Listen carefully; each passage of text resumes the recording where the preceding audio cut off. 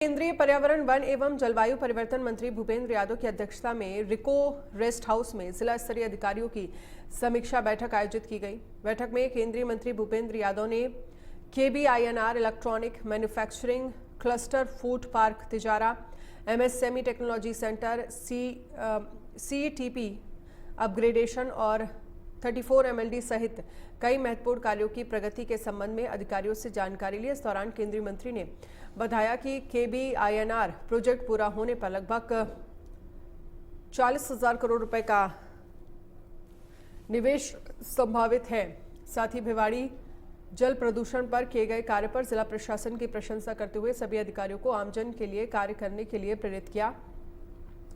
साथ ही केंद्रीय मंत्री ने भिवाड़ी क्षेत्र में आधुनिक खेल स्टेडियम बनाने के लिए वर्तमान स्टेडियम में सुविधाओं का विस्तार करने के लिए दोबारा से प्रस्ताव तैयार कर भेजने के निर्देश दिए और साथ ही ऑडिटोरियम निर्माण के लिए भी प्रस्ताव भेजने की बात कही गई। वहीं बैठक से पहले केंद्रीय मंत्री की अध्यक्षता में सांसद सुविधा केंद्र में जन सुनवाई का भी आयोजन किया गया। जन सुनवाई के दौरान लगभग 80 परिवादियों ने अपनी समस्या बताई, जिस पर केंद्रीय मंत्री ने सभी की समस्या सुन समाधान के लिए आवश्यक निर्देश दिए।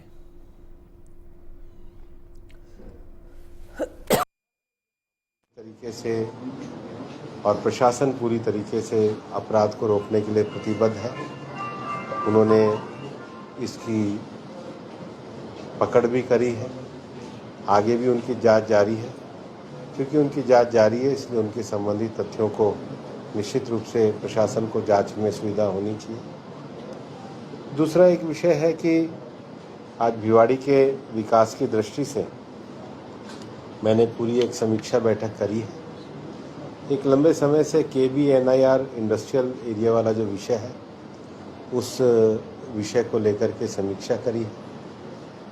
दूसरा जो विषय है इलेक्ट्रिक मैन्युफैक्चरिंग क्लस्टर का जो स्टेटस है, उसकी भी आगे प्रगति की समीक्षा की गई है।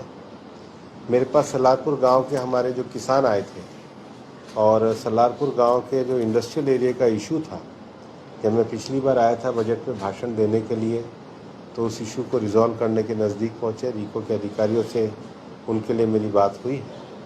भिवाड़ी के जिस तरीके से विकास हो रहा है और उसका जो रिवाइज मास्टर प्लान है, उसका फेज़ 3 और फेज़ 4 आगे बढ़े, उसकी भी समीक्षा का विषय हुआ है। और सबसे ज़्यादा जो है कि एक जो CETP का अपग्रेडेशन होना था, एसोसिएशन के साथ मिलना था, थर्ड पार्टी ऑडिट होना था, उसको पूरी तरीके से आज समीक्षा में लिया गया है। ये जो 34 MLD का जो STP लगाने का एक बहुत बड़ा विषय था, जिसमें एक बड़ा विषय था कि जो लैंड का ट्रांसफ़र हो रहा था, वो बहुत बड़ा बजट हो रहा था। अब वो लैंड भिवाड़ी नगर निगम को ट्रांसफ़र हो गई है, राज्य सरकार द्वारा उसकी अनुशंसा हो गई है और इसकी बड़ी आवश्यकता थी, तो इस कार्य को अब शीघ्र ही प्रारंभ किया जाएगा।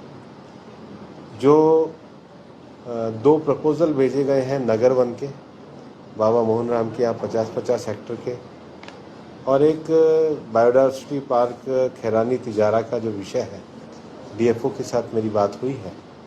और हम उम्मीद करते हैं कि जैसे अलवर में हम लोगों ने पिछले दिनों, आपको पता होगा कि 10,000 पेड़ हम लोगों ने लगाए और एक क्षेत्र को विकसित किया।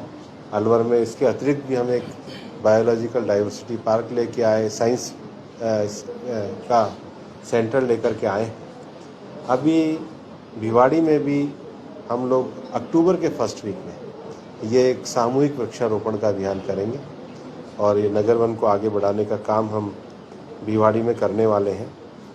आज एक जो बड़ा विषय समीक्षा में आया है कि भिवाड़ी में जो हमारे सोसाइटी के अंदर जो पार्क है, उसके मेंटेनेंस के लिए सोसाइटियों से, कुछ इंडस्ट्रियल एसोसिएशन से बातचीत की जाएगी।